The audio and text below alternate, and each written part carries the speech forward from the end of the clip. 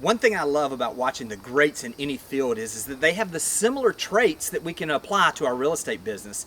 Today I want to share with you, I've been watching this Michael Jordan documentary about The Last Dance. I want to share with you 4 traits I see in Michael Jordan that all realtors can apply to their business to build the business of their dreams.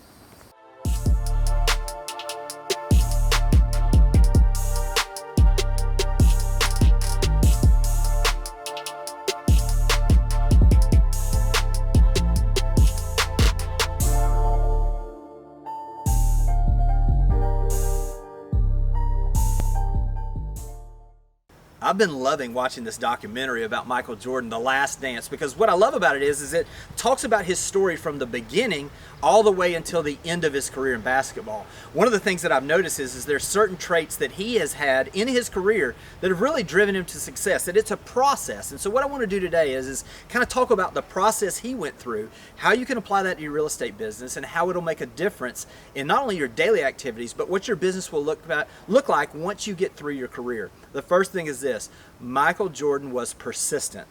Do you realize that as a sophomore, he was cut from the varsity basketball team? Michael Jordan, possibly the greatest player ever, was told he wasn't good enough to play on a high school basketball team.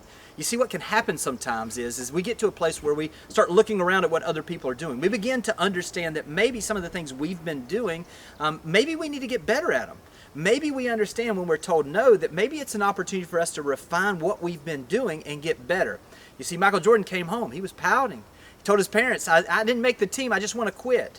His mom and dad said, no, if you're serious about basketball, what you need to do is you need to practice in a way, get better at your skills, and come back next year better than ever. Now, he took that time. His mom said he spent over 4 hours a day out practicing. When he spent that, all of a sudden some other things happened because he was doing those things out of his control. He grew 5 inches. You see, in our real estate business, what is it that you're doing on a daily basis to get better? When have you been told no, that you just didn't take it as a no and think you weren't good enough, but you took it at a place where you could recognize some things that maybe you need to get better at? Be persistent in your business and you'll build the business of your dreams. The second thing that Michael Jordan is he chose wisely who he put around himself. You see, as a high school basketball player, he had an opportunity to choose wherever it is that he went.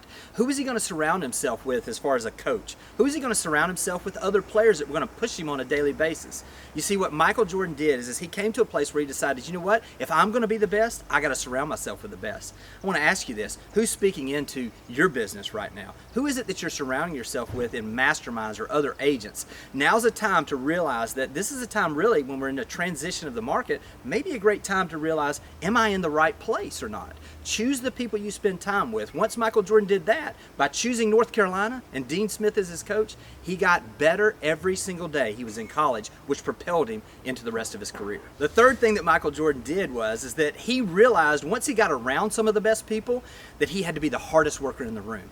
You see, Michael Jordan did the normal practices once he got to the Bulls, once he was drafted, and once he was in the NBA. But you know what he did while he was at college and while he was in high school and even when he went to the pros is he never stopped being the hardest worker in the room. He realized that his skills had to be continuously grown. He had to get to a place where he focused on the fundamentals. He did things differently than anyone else. You see, when practice ended for everyone else, Michael Jordan put another hour in.